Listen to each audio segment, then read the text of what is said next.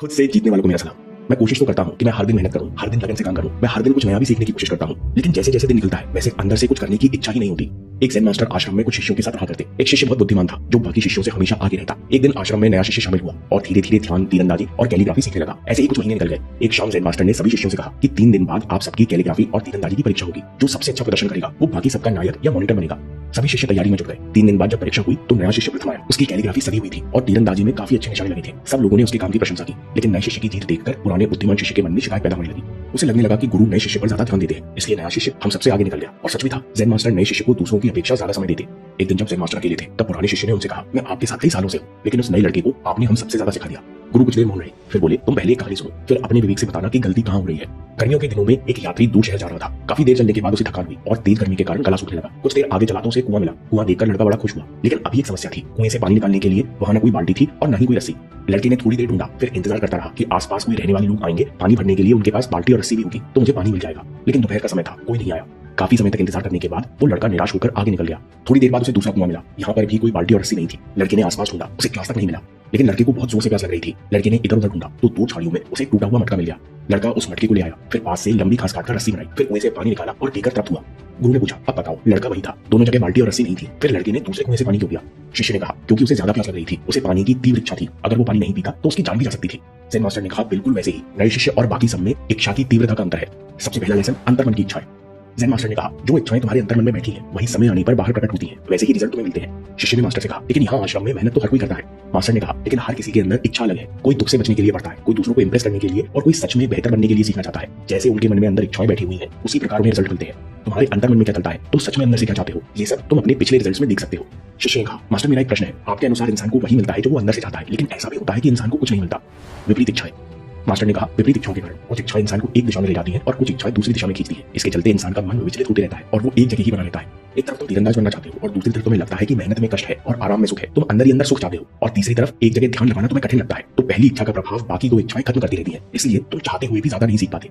शिष्य ने कहा, मेरा एक और सवाल है मास्टर, ये मुझे स्पष्ट हो चुका है कि अगर मुझे सीखना है तो मुझे अपने अंतर मन में तीव्र इच्छा पैदा करनी होगी, लेकिन हम ये भी पढ़ते हैं कि हमको वैराग्य विकसित करना चाहिए, एक भिक्षु को इच्छा रहित होना चाहिए। ये दोनों बातें तो विरोधाभासी लगती है, इच्छा और आनंद। मास्टर ने कहा, इस बात को इस इक्वेशन से समझो, present moment is equal to happiness upon desire. सबसे उच्च स्थिति है कि कोई इच्छा पैदा मत करो। Present moment is equal to happiness divided by 0। Present moment is equal to infinity. यानी जब तुम्हारे मन में कोई इच्छा नहीं होती तो मन का अस्तित्व शून्य हो जाता है। इस पल में आनंद अनंत हो जाता है और पूरी कायनात तुम्हारे पीछे चलती है।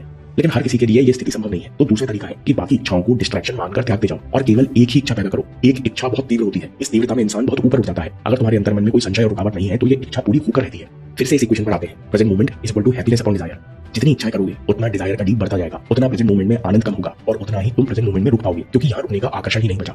जो लोग अपने अंदर नहीं झांकते वो कभी रियलाइज ही नहीं करते कि उनकी दिशाहीन विपरीत इच्छाएं ही उन्हें विचलित करती हैं। इसलिए सबसे पहले अपने रिजल्ट्स देखो और पता करो तुम्हारे अंतर मन में क्या चलता है। अगर तुम एक ही जगह रुके हुए हो तो विरोधाभासी इच्छाओं को कम करते हुए एक को ही तीव्र इच्छा में बदलो।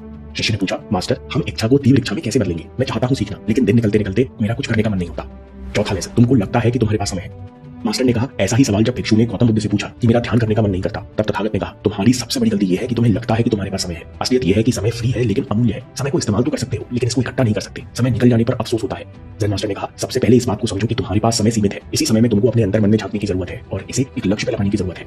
शिष्य ने पूछा, अंतर मन में तीव्र ज्वलंत इच्छा, ग्रेट बर्निंग डिजायर कैसे पैदा करते हैं? मास्टर ने कहा, सबसे पहले खुद को याद दिलाओ कि मेरे पास समय कम है और इस समय सबसे पहले मुझे अपने अंतर मन को लक्ष्य के लिए प्रोग्राम करना है। अगर मन में विचार आए कि मैं कल कर लूंगा तो सावधान हो जाओ, क्योंकि अंतर मन के कुछ विचार हैं जो रुकावट पैदा कर रहे हैं। इसलिए सबसे पहले शांत होकर बैठ जाओ, फिर आंख बंद करके अपने लक्ष्य का चित्र देखो। अब खुद को उस लक्ष्य को पूरा करते हुए देखो। बिना रुकावट के आपने आसानी से लक्ष्य पूरा कर लिया है। महसूस करो कि आप लक्ष्य के साथ एक हो चुके हो। इसके लिए धन्यवाद महसूस करो और देखो कि इस लक्ष्य के अलावा बाकी सारी इच्छाएं धुंधली होती जा रही है और काले बैकग्राउंड में गायब होती जा रही है। आप सभी प्रकार के डिस्ट्रैक्शन से फ्री होकर एक शांति महसूस कर रहे हो। ये प्रेजेंट मोमेंट है। यहाँ आपको अपने लक्ष्य के लिए तीव्रता महसूस हो रही है। आप धन्यवाद महसूस करते हो क्योंकि आप लक्ष्य के साथ एक हो। ऐसा हर दिन सुबह उठकर और रात को सोने से पहले विजुअलाइज करो और विजुअलाइज करने के बाद 5 मिनट शांत होकर बैठो। ज़ेन मास्टर ने कहा, यही तरीका है अंतर मन को एक लक्ष्य के लिए प्रोग्राम करने का। ये सरल तरीका होते हुए भी लोग इसे टालते रहते हैं क्योंकि उन्हें लगता है कि उनके पास समय है। इसलिए गौतम बुद्ध हम सबको याद दिलाते हैं कि आपकी सबसे बड़ी गलती है कि आपको लगता है कि आपके पास समय है, लेकिन इस भागदौड़ के जीवन में आपको पता भी नहीं चलेगा कि सुअवसर आपके हाथ से कब निकल गया। शिष्य ने पूछा, मास्टर मेरा एक और सवाल है, अंतर मन में बैठी अन्य इच्छाओं को कैसे हटाएं? मास्टर ने कहा, इसलिए अभी अभ्यास करो। तुम्हें पता भी नहीं है कि तुम्हारे अंदर क्या इच्छाएं बैठी है, लेकिन जब तुम एक दिशा में चलोगे तो कुछ अंतर्मन की इच्छाएं डर, आलस और डाउट का रूप लेकर प्रकट होंगी। तुम बस इनका त्याग करते जाओ और अपना ध्यान एक इच्छा पर बनाए रखो। इसी तरह से बड़े बड़े लक्ष्य को हासिल किया।